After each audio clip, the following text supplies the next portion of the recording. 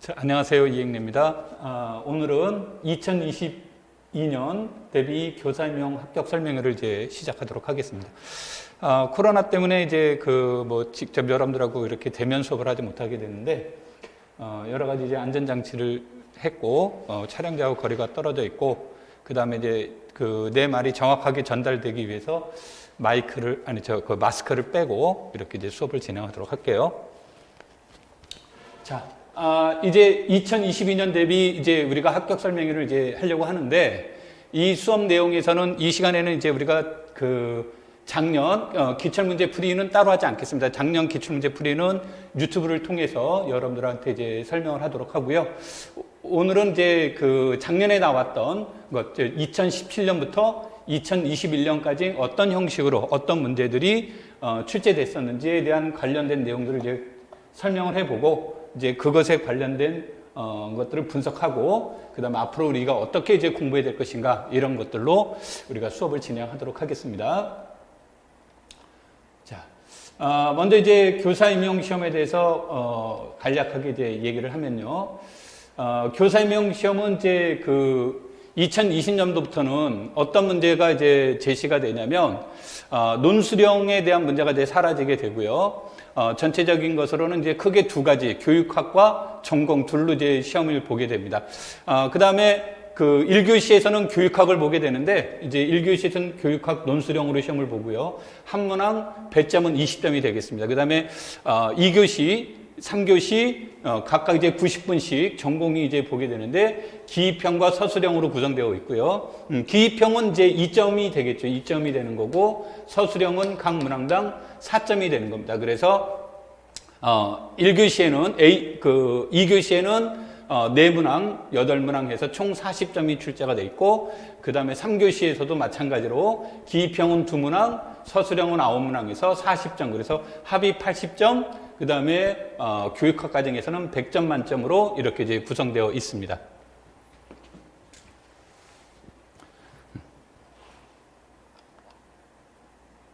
자, 과목별 이제 것들에 대한 내용들을 이제 우리가 좀 더 구체적으로 이제 살펴보면요. 우리가 이제 보통 교과 교육론은 25에서 35% 정도가 출제가 됩니다. 그런데 이제 최근 몇 년 동안 쭉 나와 있는 것처럼 마찬가지 80점 중에 30%인 24점이 이제 출제되고 있다는 것을 알 수 있고요. 작년에도 마찬가지로 24점이 이제 제시가 됐고, 현대대수학하고 해석학은 일반적으로 이제 세문항 해서 이제 출제가 됐는데, 이것은 이제 11점부터 이렇게 이제 출제가 됐었는데, 이제 작년에 보면 10점씩 해서 세문항이 출제가 됐었어요. 작년까지는 10점씩 해서 세문항이 출제가 됐는데, 올해는 2문항에서 8점이 됐다는 것이 이제 특이사항이고, 그 다음에 이제 우리가 뒤에 가서 이제 다시 나오겠지만, 미적분학하고 이산수학도 점수 편차가 있었고요. 그 다음에 미분기학, 복수함수론, 확률 통계, 위상수학, 이런 과목들은 2문항에 6점이 이렇게 출제가 됐고요. 그다음에 정수론, 선형대수가 한 문항에 4점이 이렇게 이제 출제가 됐었습니다. 자, 그런가 하면, 올해 이제 두드러진 특징 중에 하나가 아까 얘기했듯이 미적분학과 이산수학이 이렇게 나왔는데, 미적분학이 이때까지는 전부 다 기입형으로만 출제가 됐어요. 기입형으로 출제가 됐는데, 올해는 미적분학 문제가 서술형으로 출제가 됐고요. 서술형으로 출제가 되면서 점수가 2점에서 4점으로 이제 바뀌었다라는 거고, 이산수학의 문제도 서술형으로 나오면서 4점이 됐습니다. 자, 그런데 이제 작년과 이제 2020년과 2021년들을 비교를 해보면 어떤 문항이 이제 가장 큰 비교가 되냐면, 2020년도에는 복수함수론과 해석학에 대한 문제가 결합이 돼서, 즉 테일러의 정리하고 관련된 문제로 제시하면서 4점짜리 문제 중에 2점, 2점 이런 형태가 출제가 됐었는데, 복합형 문제가 출제가 됐는데, 올해는 이제 복합형 문제가 출제가 안 됐었습니다. 그래서 확률과 통계, 이산수학이 작년에도 복합형 문제로 이제 출제가 됐었는데, 올해는 복합형 문제가 이제 출제되지 않았다는 것이 이제 특징이 됩니다. 그러면서 또 하나의 특징은 미적분학이 매년 이때는 이제 2문항씩 출제가 돼서 4점이었고요. 매년 기입형으로 나왔었는데 올해는 이제 서술형으로 나왔다라는 것인데, 이것은 이제 앞으로의 추세가 이렇게 될 거다라고 얘기하는 것은 예측할 수는 없습니다. 이것은 점수가 다시 2020년형의 형식으로도 나올 수 있는데 이렇게도 이제 출제가 될 수 있었다는 거고 그다음에 이제 미적분학에 관련된 내용들도 여러분들이 공부하시면서 정답만 맞추는 것이 중요한 것이 아니라 이제 풀이 과정도 여러분들이 생각하면서 공부를 해야 된다는 것이 가장 큰 변화라고 이렇게 볼 수가 있겠습니다. 그래서 2021년도의 가장 큰 변화는 점수 배점에서 가장 큰 변화가 일어났다. 이렇게 이제 보시면 될 것 같아요. 이걸 이제 그래프로 각 과목의 점수 분포도를 체크해 본 거고요.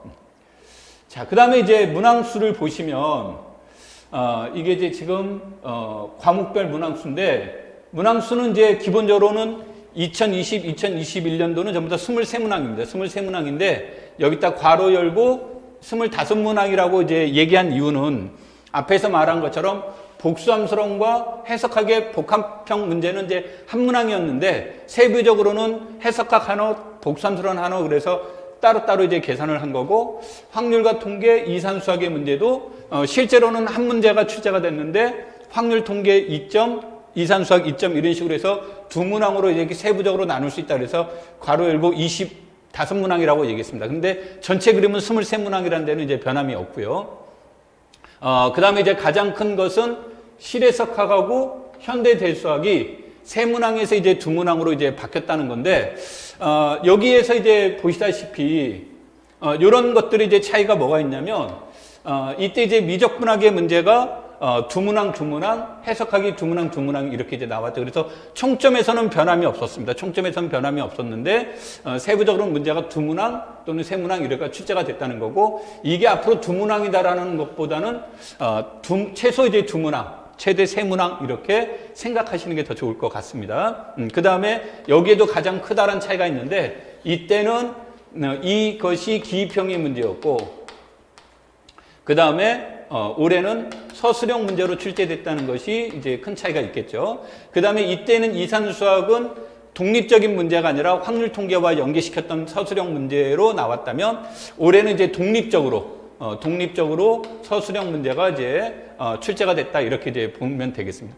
근데 아마 이거는 하나의 과목별로 이렇게 될 수 있지만 통상적으로 현대대수학 그 다음에 정수론, 선형대수학, 이산수학 이 네 개 과목은 한 분이 출제할 가능성이 높고 그 다음에 해석학, 복수함수론, 위상수학, 미적분학 이 과목도 아마 한 분이 이제 출제할 가능성이 높습니다.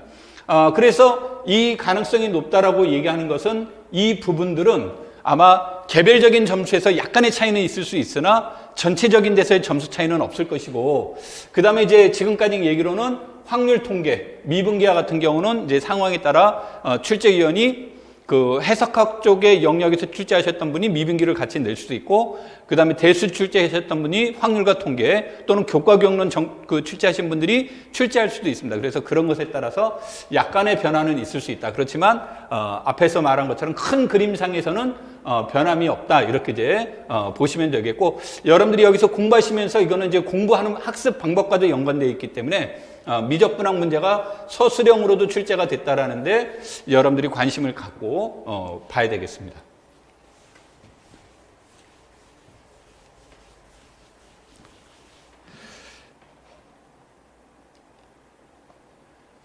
자, 문항의 형식은 이제 아까 앞에서 이제 얘기했지만 이때는 이제 2019년도와 2020년도 전후에서 이때는 이제 서술형도 5점짜리 문제가 이제 있었고 난이도에 따라서 그런데 2020년도부터는 5점짜리 서술형 문제는 없고 전부 다 4점짜리만 이렇게 출제가 되고 있고 논술형은 이제 제시되지 않고 있습니다. 이것이 가장 커다란 변화다라고 이제 보시면 되는데 이거는 이제 정해져 있는 거니까 앞으로는 이러한 형태로만 출제가 될 겁니다. 그러니까 크게 그것에 대한 고민은 하지 않아도 됩니다. 이건 수학과뿐만이 아니라 모든 과가 이 기준에 맞춰서 출제가 되고 있는 겁니다.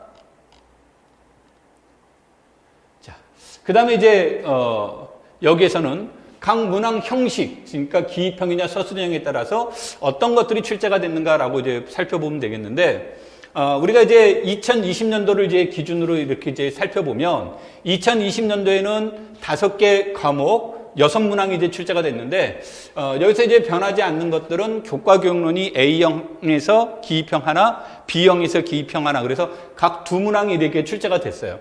근데 이제 그 전공 내용학에서 보신다면, 여기에서는 2020년에는 미적분학과 현대대수학이 출제가 됐었는데, 올해는 복수함수론, 확률과 통계가 나오고 이 2과목이 이제 그 제외가 됐죠. 그래서 이렇게 이제 여기에서는 이 2개 과목은 여전히 그 출제가 됐었고, 그래서 요것들은 이제 변화가 됐는데, 이 문제들도 이제 우리가 이제 본 것들 중에 하나가 뭐냐면 복수함수론, 확률과 통계, 위상수학, 미분기학 이 4개 과목은 전부 다 6점의 배점이 되어 있어요.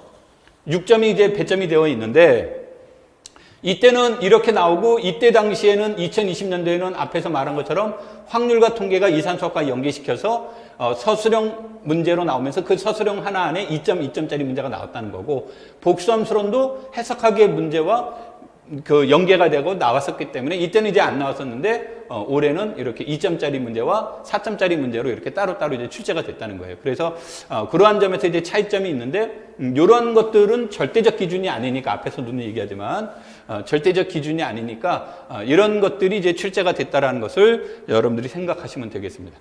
그 다음에 이제 그 올해는 그 이 뭐 미분기학의 문제가 조금 물론 다 알고리즘의 문제였지만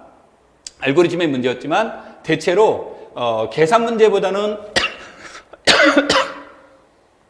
개념을 파악하면 문제를 풀 수 있는, 그래서 상대적으로는 어렵지 않았습니다. 그래서 그 예년에 비해서 2점짜리 문제가 상대적으로 어렵지 않았고, 그 다음에 알고리즘 문제로 해결할 수 있는 문제가 이제 출제가 됐는데, 뭐 미분기학 같은 경우가 이제 그랬고, 그 다음에 위상수학은 그냥 정의만 알면 풀 수 있을 만큼 아주 그 단순한 문제. 그 다음에 확률 통계들도 뭐 우리가 이제 보통 그 기본적인 개념만 이해하고 있으면 그냥 풀 수 있는 문제. 복수함수론이 좀 가장 큰 변화가 있었습니다. 복수함수론이 내가 이제 유튜브에서 해설할 때 이제 구체적으로 얘기를 하겠습니다만, 복수함수론 문제 같은 경우는 어떤 형식으로 이제 출제가 돼버렸냐면, 이 복소수 문제가 나와버렸어요. 기입형에서. 복소수 문제가 나왔는데, 우리가 그 96년 이후, 1996년 이후가 오늘날의 이제 그 임용시험에 어느 정도 틀을 맞추기 시작한 것이라고 이제 기준을 이제 놓고 볼 수 있고, 2000년도 이후가 이제 큰 변화가 일어나기 시작한 건 2000년도라고 볼 수가 있습니다. 근데 그 이후에 복소수 문제는 출제된 적이 없어요. 그래서 함수로는 주로 함수론 문제로 출제가 됐는데, 올해는 이제 복소수 문제가 나왔어요. 복소수 문제가 나와서 이 복소수와 함수론의 차이를 이제 굳이 구분한다면 이런 거예요.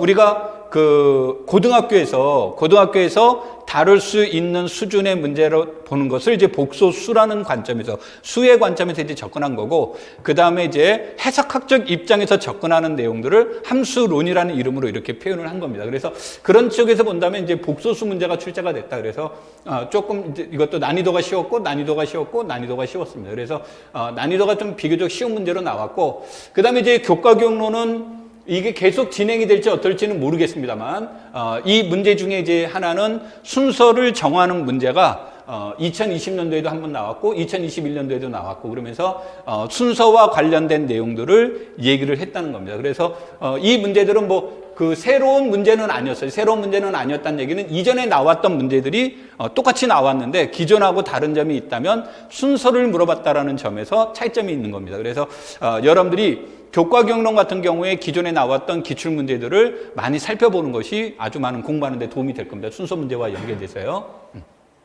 그런 것들을 이제 우리가 여기서 체크해 볼 수가 있습니다.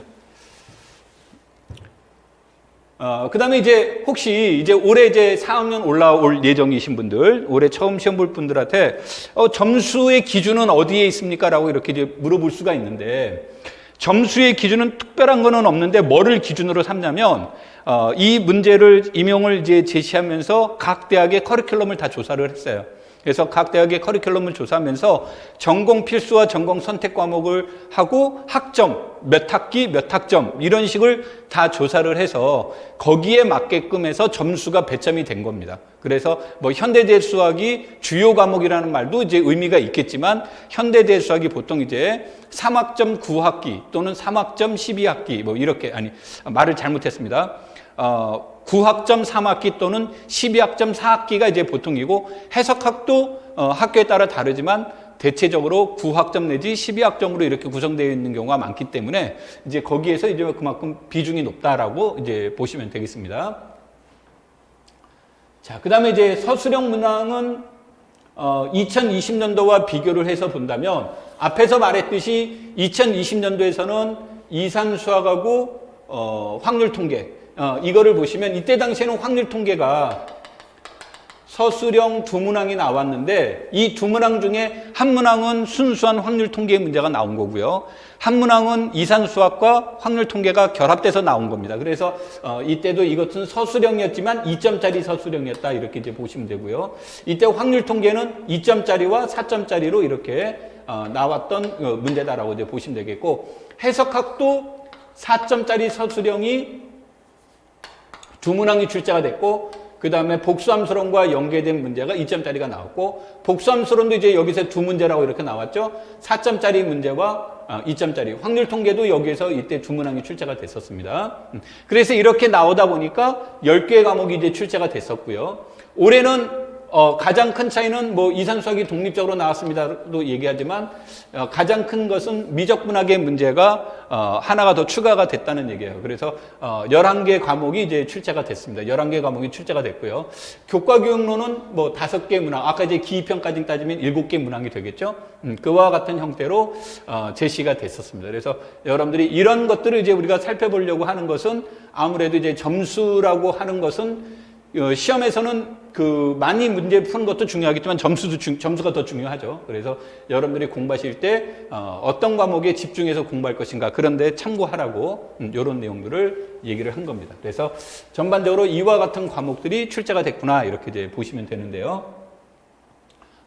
여기에서 이제 보시면 가장 큰 것들은 뭐 항상 개념 정리를 해서 개념을 파악하고 그 다음에 정리를 재해석하고 그 다음에 이 개념과 정리를 재해석한 것을 기초로 문제를 해결하는 능력을 요구하는 문제가 다수 출제가 되고 있습니다. 이거는 뭐 아마 큰 변화가 없을 거라고 이제 생각이 되는데 여기에서 이제 여러분들이 연산과 연결되는 문제들은 여러분들은 이제 기본적으로 수학 교육을 전공하신 분들이라 기본적인 연산 능력은 뛰어납니다.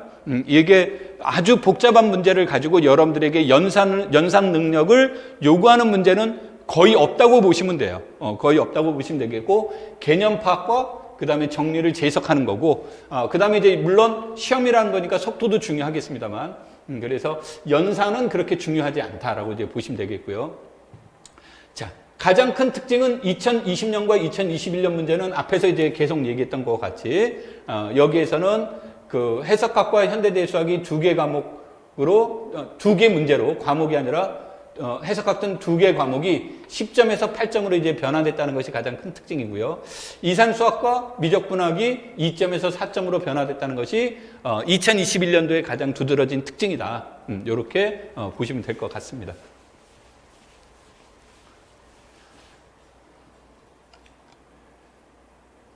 자, 그 다음에 이제 교과 교육론에 대해서 이제 여러분들이 이제 체킹을 해보면 되는데 뭐 이건 이제 자료에 나와 있는 내용들이 되겠습니다만 여기에서 교과 교육론은 여러분들이 꼭 참고해야 될 게 뭐냐면 우리가 수학과 교육과정은 현재 7차 수학과 교육과정이에요. 물론 2007, 2009, 2015 세 번에 걸쳐서 개정이 됐습니다. 그러니까 우리는 이제 개정이 되어 있지만 근본 뿌리는 7차 교육과정이라는 거고 7차 교육과정에서 강조하고 있는 것은 학습자 중심의 교육과정이라는 것과 단계형 수준별 교육과정을 운영을 했었죠. 그러다가 2007년도 개정 교육과정부터 단계형이 삭제되고 수준별 교육과정을 운영을 하게 되면서 이 수준별 교육과정에 맞는 교재를 재구성하게 됩니다. 그러면서 이 교재를 재구성할 때 우리가 세 가지 원리를 우리가 따라서 이 교재를 이제 재구성하자라고 나오는 거죠. 그러면서 이 세 가지 원리가 뭐였냐면 점진적 수학화의 원리,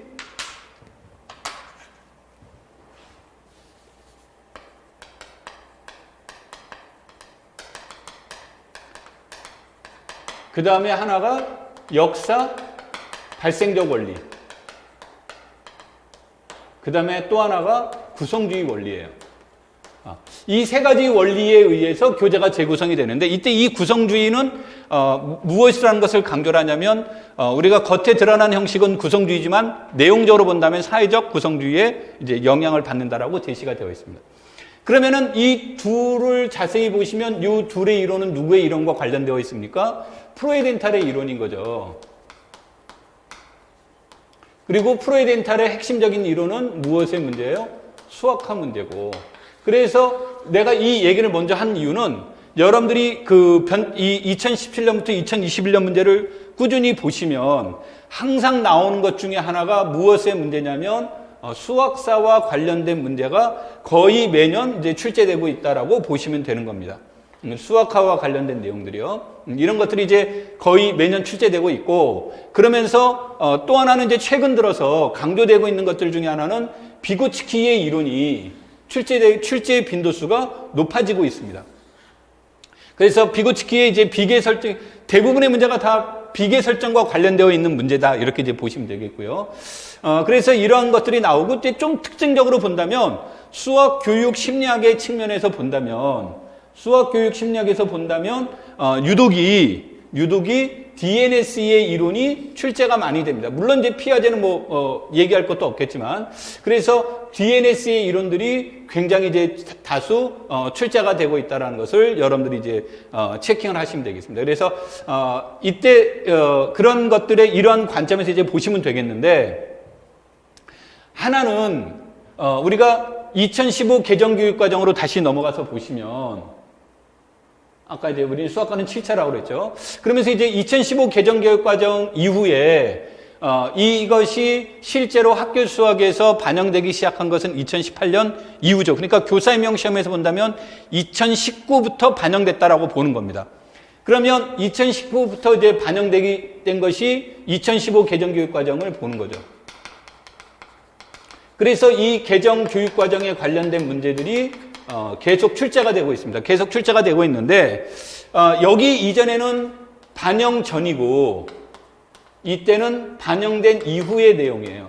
그러면 반영 이전과 반영 이후는 반영됐을 때 나타날 수 있는 여러 가지 상황. 그러니까 반영 이전에는 2015 개정교육과정에 대해서 소개하고 이해시키고 하는 것에 초점을 뒀다면 2015가 개정된 이후에는, 실행된 이후에는 그것에서 나타나고자 강조하는 내용들도 출제가 될 수 있고, 그 다음에 실제 실행하면서 나타날 수 있는 문제점들, 이런 것들이 이제 출제가 되는데, 이러면서 무엇에 관련된 내용들이냐면 이 이후에 꾸준하게 교육과정과 관련된 내용들이 많이 출제가 됩니다. 그래서 교육과정과 관련되어 있는 것이 본다면 이 이후로는 꼭 여러분들이 살펴봐야 되는 것은 아까 얘기한 것처럼 교수 학습의 문제라든지 그 다음에 평가의 문제라든지 이런 것들에 대한 내용들을 여러분들이 꾸준히 살펴봐야 되고, 그 다음에 항상 얘기하는 건데 2015 개정 교육과정에서는 이해해야 될 부분들도 있지만 이것은 교육과정에서 제시하는 내용들은 암기가 더 많습니다. 그래서 이런 것에 교육과정에 관련된 내용은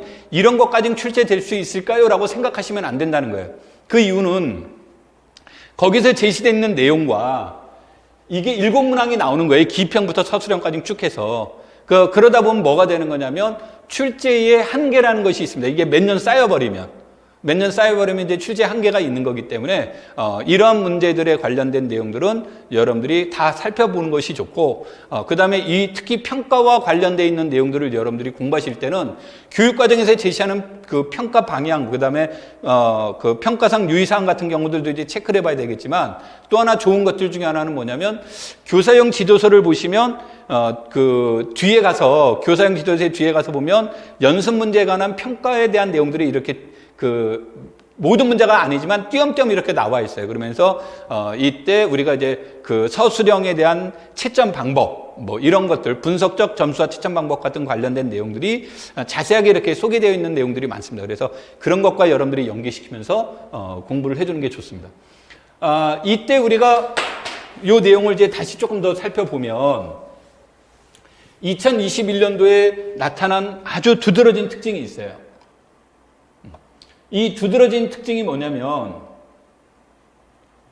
시험을 보실 때 어떤 특정한 것 책에서 이렇게 집중적으로 나오는 것은 일반적으로 이제 제시하지 않습니다. 일반적으로 제시하지는 않는데 올해 같은 경우만 이제 놓고 본다면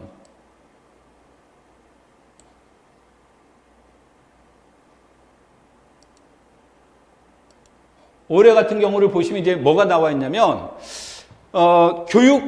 수학 교육 과정과 교재 연구라는 책과 수학 교육학 신론이라는 책에서 문제가 굉장히 많이 나왔어요. 모델 이그젠플도 똑같이 나와 있고 말만 살짝 바꾼 거는 의미가 없습니다. 그래서 거의 이런 것까지는 봐야 되나 하고 의문이 나오는 것 내용까지도 출제가 됐습니다. 그래서 이 두 것만 보더라도 최소 7문항 중에서 5문항 이상은 맞출 수 있는 그럼 어마어마한 거죠. 그런 내용들이 여기서 이제 다수 출제가 됐었다. 그래서 여러분들한테 얘기하는 것은 교재 연구, 즉 내가 이제 수학 교육 과정과 교재 연구를 이제 교재 연구라는 말로 표현하는데 교재 연구, 수학 교육학 신론을 내가 신론이라는 표현을 쓰겠습니다. 신론, 이 두 가지의 책들은 여러분들이 굉장히 많이 읽어봐야 됩니다. 많이 읽어봐야 되고 특히 이제 1학년, 2학년, 3학년, 저학년 예비로 이제 준비하시려고 이 수업을 듣는 분들이 있다면 이분들한테 꼭 얘기하고 싶은 것은 신론 같은 경우는 여러분들이 굉장히 많이 읽어봐라. 그러니까 공부하면서 밑줄 긋고 노트 정리하고 이런 것도 중요할 수 있지만 여러분한테 자주 읽어봐라. 자주, 그래서 많이 읽어봐라 라는 얘기를 하고 싶습니다.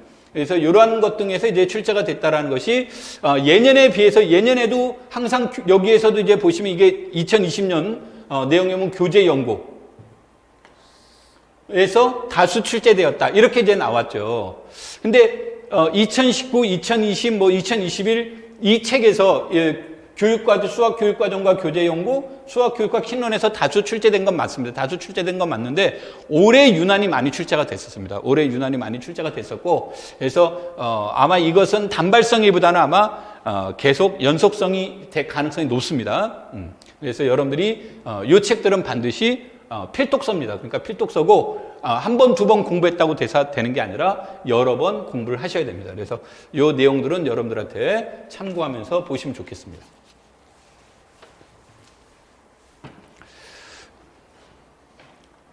자, 그 다음에 이 내용들은 여기에 내용들은 내가 여러분한테 이제 자료로 제공이 되어 있으니까 자료로 이것을 대신하고요.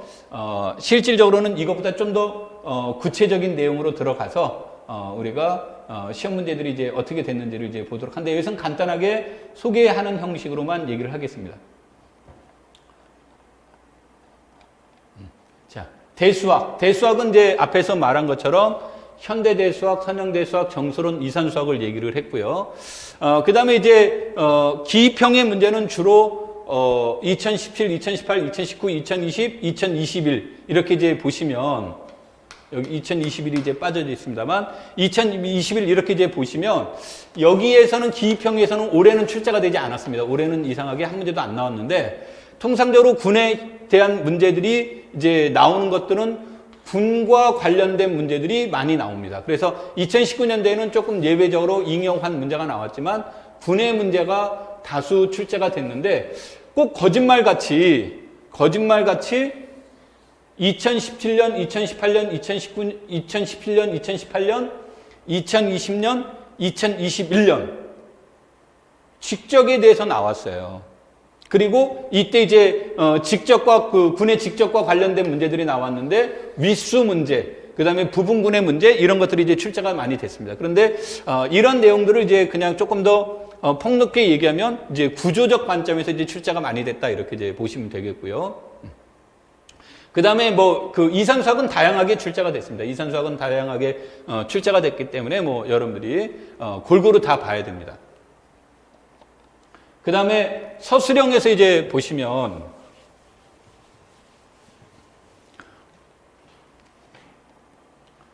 서술형에서 보시면 현대대수학의 문제는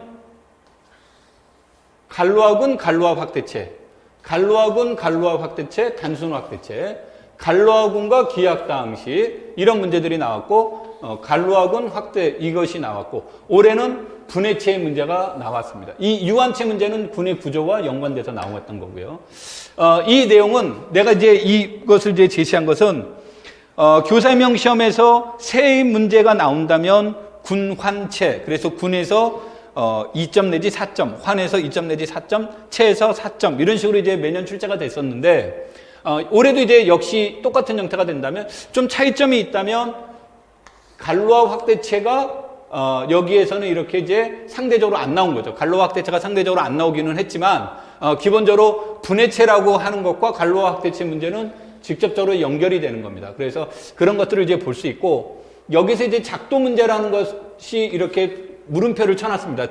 작도 문제라는 것이 우리가 이제 어떤 것과 관련되어 있었던 문제가 나오냐면 사인 5분의 2파이 i가 되는데 뭐 그건 i는 이제 무시해버리고요. 이것을 근으로 갖는 기하학다항식을 구하는 문제가 출제가 된 겁니다. 그러니까 사인 5분의 2파이 문제를 구하는데 작도와 관련 있게 문제를 다루어야 됩니까? 그러면 작도에 관련된 내용을 모르더라도 문제를 푸는 데는 지장이 없어요. 문제를 푸는 데 지장이 없는데 이 내용에 대한 근본적인 아이디어는 정오각형을 작도하는 문제에서 나오는 아이디어입니다. 그러니까 이 출제하신 분이 그냥 여러분한테 코사인 5분의 2파이만 단순하게 물어본 건지 아니면 이 출제하신 분이 코사인 5분의 2파이 또는 5분의 2파이라는 것을 작도하는 데서 아이디어를 딴 건지 그러니까 통상적으로 이 문제는 작도 문제에서 많이 나옵니다. 작도 문제에서 많이 나오는 건데 이 문제들이 이제 출제가 됐다. 그래서 이것에 대한 문제들을 작도 문제로 번역할 수도 있고 겉에 드러난 껍데기상으로 본다면 작도라는 용어도 안 나오고요. 작도라는 것을 모르더라도 문제 푸는데 지장은 없습니다. 그런데 아마 출제위원이 작도라는 관점에서 이 문제를 냈다면 여러분들이 작도와 관련된 것들을 한 번쯤 체크를 해봐야 된다라고 이렇게 보는 겁니다. 그래서 여기다가 물음표를 이렇게 표시한 겁니다. 직접적인 질문은 없었고요. 그래서 그러한 것들을 이제 체크를 해볼 수가 있다. 조금 이제 특이할 수 있다라고 이제 보면 되겠고 선형대수는 뒤에 가서 다시 이제 내가 개념 얘기를 하면서 얘기를 하겠지만 근본적으로 고유값이라는 것을 큰 테두리 안에서 이제 제시가 됩니다. 그래서 내용 설명할 때 구체적으로 얘기하도록 하죠. 그 다음에 이제 정수로는 누가 뭐래도 그 고차 합동식 또는 합동식 그것에 근과 관련된 문제들이 나오게 됩니다. 근과 관련된 문제들이 나오게 되는데 이러한 문제를 해결하는 데 중요한 것이 되는 것은 유클리드 알고리즘이라든지 오일러의 정리라든지 또는 그 중국인의 나머지 정리라든지 또는 위수라든지 이 세 가지 내용이 핵심이 됩니다. 물론 올해는 이제 이것 해와 위수 문제가 이제 관련되어 있습니다만 작년 문제가 아주 전형적인 모델이에요. 작년 문제가 이제 전형적인 모델이라는 얘기는 우리가 이런 것을 공부를 할 때 요 세 가지 내용이 나오고 뭐 올해는 이제 강조되지 않았지만 이러한 문제를 푸는데 이제 우리 여러분들이 꼭 보셔야 될 내용들 중에 하나가 그 부정방정식의 그 해를 구하는 방법, 즉 유클리드 알고리즘에 관련된 문제들을 체크를 해보는 것이 이제 중요하게 되겠습니다. 이상수학은 이 내용들을 이제 보시는데 여기서는 이제 우리가 이제 생성함수와 관련된 내용들이 나오지만 최적화와 관련된 문제들이 됩니다. 그래서 이런 것들은 이제 개념 설명하면서 다시 얘기하도록 하죠. 여러분들한테 올해 어떤 유형의 문제가 나왔습니까? 라는 것들도 중요할 수 있지만 여러분들이 2017년도부터 어떤 형식의 문제들이 어떻게 나오고 있느냐 이런 흐름들을 보라는 겁니다. 그래서 그 흐름 속에서 여러분들이 어떤 영역을 더 중요하게 봐야 될지를 여러분들하고 이제 얘기하고자 하는 내용이 되는 겁니다. 자, 해석학의 문제는 여기까지는 앞에서 말했듯이 세 문제가 나왔죠. 그래서 세 문제가 나오면 해석학의 문제는 이제 통상적으로 해석학의 문제에서 얘기를 해 나가게 되면 해석학에서는 함수의 연속성, 그 다음에 미분 가능성, 적분 가능성 이런 것들을 중심으로 놓는데 이제 과거에는 단편적으로 저것과 관련된 직접적인 증명을 물어본다라고 한다면 오늘날은 최근 몇 년 동안의 문제는 이거를 물어보는 것이 아니라 이런 것에 관련된 정리를 해석하는 문제, 그 다음에 이것을 통해서 응용을 통한 증명의 문제, 이런 것들이 이제 그 기본적인 문제 틀이 되고, 그 다음에 이런 세 가지 내용들을 한 번에 물어볼 수 있는 이론이 우리가 함수열, 함수항 급수예요. 그래서 매년 나오는 것들 중에 하나가 해석학에서 문제는 함수열, 함수항 급수다. 그래서 해석학에서 본다면 2017년도에 함수열, 함수항 급수, 함수항 급수, 그 다음에 함수열, 올해도 함수항 급수. 이렇게 이제 함수항 급수, 함수열에 관련된 문제는 매년 출제가 되는데, 왜 그러냐면 출제위원 입장에서는 함수항 급수나 함수열의 문제를 물어보면 수열의 문제 또는 급수의 문제를 물어볼 수도 있고요. 판정법의 문제도 물어볼 수 있고, 수렴 반지름을 물어볼 수도 있고, 그 다음에 연속, 미분 가능성, 적분 가능성에 대한 보존성을 물어볼 수도 있고요. 그 다음에 그것에 관련된 값을 물어보는 문제도 나올 수 있고. 그러니까 이 문제는 한 문제를, 메시지를 한 문제만 던지지만 그 안에 들어가 있는 이론들은 해석학에서 얘기하는 거의 모든 문제들을 다 다뤄요. 그러니까 현대대수학에서 보면 이러한 역할을 하는 게 이제 갈루아 이론입니다. 그래서 갈루아 이론이 아주 중요하게 여기는 거고, 해석학에서는 이와 같이 함수열 또는 함수항 급수 문제가 매년 출제되고 있다. 그것도 앞으로도 아마 그럴 거다. 왜냐하면 출제위원 입장에서는 굉장히 좋은 겁니다. 하나의 문제를 가지고 해석학의 전반적인 이론을 다 물어볼 수 있다. 이런 측면에서 본다면 이런 것들이 되기 때문에 여러분들이 함수열, 함수항 급수에 관련된 이론이 나온다. 그러면 문제가 나온다. 그럼 여러분들이 눈에 불을 켜고 공부하시는 게 좋습니다. 올해는 이제 이 함수항 급수의 문제에 우리가 균등 수렴성, 미적분학의 기본 정리, 그 다음에 부분적분법, 이런 걸 통해서 문제를 해결하는 형태를 이제 물어봤고요. 그 다음에 이제 도함수에 대한 문제로 중간값 정리, 연속에서의 중간값 정리와 롤의 정리, 이 두 정리를 이용해서 그 고정점을 구하는, 고정점의 유일성을 물어보는 그런 문제가 이제 출제가 됐었습니다. 그래서 올해 문제는 예년에 비한다면 여기가 이제 8점짜리가 나온 거라고 그랬죠. 8점이 나왔는데 올해 여기서 합격하려면 최소한 6점 이상은 맞아야 됩니다. 그러니까 6점 이상은 맞아야 된다는 얘기는 올해 비교적 해석학 문제는 쉬웠다. 이렇게 보시는 게 더 좋겠습니다. 자, 그 다음에 이제 그 시험 문제가 가면서 위상 문제가 작년부터 이제 두문항으로 늘어나기 시작했어요. 두문항으로 이제 늘어나면서 위상 문제가 굉장히 다양한 형식을 이제 지니게 됩니다. 그래서 여러분들이 이제 위상에 대한 내용들이 얘기가 나오는데, 내가 보통 위상 강의할 때 뭐라고 하냐면 위상은 첫째도 둘째도 셋째도 열린 집합에 대한 개념을 어떻게 이해할 것이냐의 문제가 이제 얘기가 되는데, 올해도 마찬가지입니다. 그래서 올해는 이제 열린 집합을 만드는 방법을 아주 독특하게 만들었어요. 그래서 상위상이라는 개념이 나오게 되는데, 이때 이 상위상이라는 것은 이제 동치류를 가지고 이제 그 팩터 시킨다는 의미에서 이제 상위상도 있고, 함수값에 의해서 역상을 이용한 그 위상을 만드는 방법도 있는데, 결과론적으로 보면 둘이 똑같은 얘기예요. 겉에 드러난 그 껍데기는 다르지만요. 그래서 상위상을 만드는 방법, 상위상에 대한 내용이 이제 출제가 됐는데, 재미있었던 거는 이 상위상의 문제를 얘기를 하면서 이 안에 다양한 내용을 이제 같이 곁들였다는 거죠. 그래서 거리 함수에, 물론 유클리드 거리가 나왔습니다만, 거리 함수에 대한 개념을 은근슬쩍 넣어놓고, 그 다음에 질문의 요지 중에 하나로 분리 공간에 대한 문제를 넣어놨습니다. 그래서 여기에 대한 내용들은 여러분들이 위상에 대한 내용들은 뭐 여기서는 연결 성분 나왔고, 기입형에서 연결 공간 나왔고, 비연결이 나왔었죠. 이런 것들이 이제 나오게 되는데, 여기에서는 위상은 뭐 이런 질문의 요지가 뭐였습니까? 질문의 요지가 뭐였습니까? 이제 이런 것들이 이제 쭉 나오게 되는데, 질문의 요지가 뭐였습니까를 나오게 되는데, 이런 것보다 더 중요한 것은 이러한 그 토폴로지에서 가장 중요한 열린 집합에 대한 개념들을 어떻게 이해하고 이제 접근해 나갈 것이냐, 이런 것들이 가장 중요합니다. 그래서 공부하시면서 위상수학은 이론은 이제 뭐 더 이상 그 다른 이론이 나올 게 없습니다. 거의 뭐 요 이론이 더 이상 변화될 게 없다라고 보시면 되겠고, 문제는 변화된다면 모델화를 바꿀 것이다. 그 모델은 우리가 이제 위상을 어떻게 만드느냐가 가장 중요한 요소가 되는 거니까 여러분들이 공부하시면서 위상에 관련된 내용들로 접근해 보는 게 좋습니다. 이건 이제 또 우리가 하나씩 디테일하게 넘어가도록 하겠습니다. 일단 뒤에 가서요.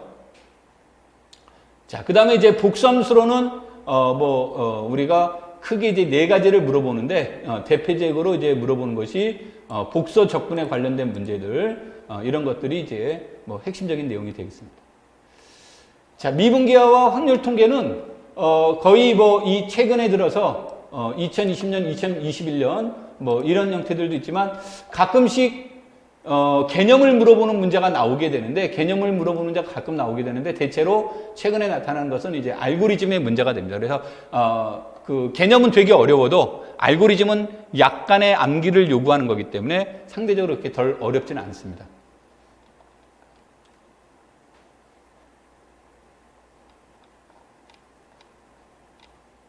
자, 그래서 2021년, 우리가 이제 조금 더, 이것을 이제 문제로 본다면, 어떤 형태에 나왔냐면, 교과교육론은 수학교육이 어떻게 변천되어 있는지, 수학교육의 변천사를 이제 물어보고, 형태심리학에 대한 것도 이제 물어보는 문제, 그 다음에 구성주의에서 베르츠키의 비계 설정 문제와 구성주의 원리, 그래서 급진적 구성주의와 사회적 구성주의의 공통점과 차이점이 있는데, 질문지는 이제 차이점이 무엇인지를 물어보는 형식의 문제였죠. 그 다음에 교육과정, 교재 연구, 그 다음에 수학화, 그 다음에 심리학에서 본다면 DNS의 이론과 피아제의 이론에 관련된 내용들이 이제 출제가 됐다.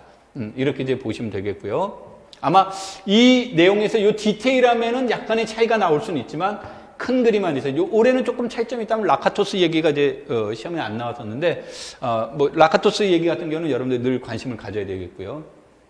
이러한 내용들이 우리가 이제 큰 틀에서 아마 내년에도 이 큰 틀에서 본다면 이것들에 대한 변화는 없을 거다라고 이렇게 보시면 되겠고, 아까 내가 교육과 교재 연구하고 신론책을 이제 많이 보시라 그랬죠. 그 다음에 이제 현대대수학에서는 군의 문제가 4점짜리가 서술형 문제가 나오면서 이 서술형 문제 한해 이게 내가 여기다 표현을 이 짧은 공간 안에, 좁은 공간 안에다가 이 내용을 다 쓰려다 보니까 이렇게 뭐 유한체라는데, 이 유한체라는 뜻은 아니었고, 우리가 이제 체론에서 본다면 체의 특징은 뭐가 됩니까? 체의 특징은 얘가 체가 되면 얘는 곱셈분이 되죠.